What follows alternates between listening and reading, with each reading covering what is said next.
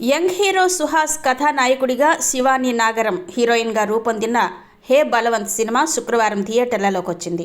తొలుత హే భగవాన్ అనే పేరుతో ప్రచారం పొంది సెన్సార్ అభ్యంతరాల వల్ల టైటిల్ మార్చుకున్న ఈ చిత్రం సుహాస్ కెరీర్లోనే మొదటిసారి ఏ సర్టిఫికెట్ పొంది ఆసక్తిని రేకెత్తించింది. తండ్రి చేసే రహస్య వ్యాపారం చుట్టూ తిరిగే కథాంశంతో పూర్తిస్థాయి కామెడీ ఎంటర్టైనర్గా ఈ సినిమా తెరకెక్కింది. కృష్ణ తన తండ్రి బలవంత్ రావుని ఆదర్శంగా తీసుకుని పెరుగుతాడు.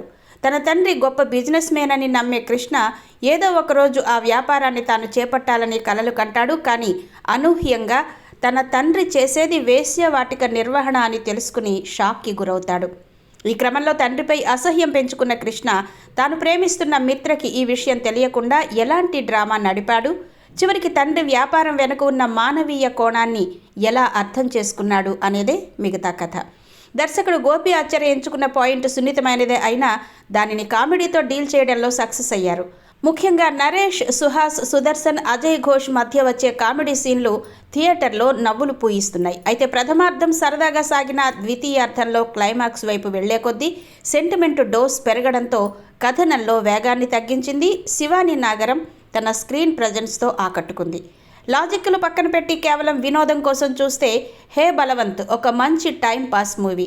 సెకండ్ హాఫ్ క్లైమాక్స్లో కాస్త నెమ్మదించిన నటీనటుల టైమింగ్, సరదా సంభాషణల కోసం మూవీని ఒకసారి చూడొచ్చు.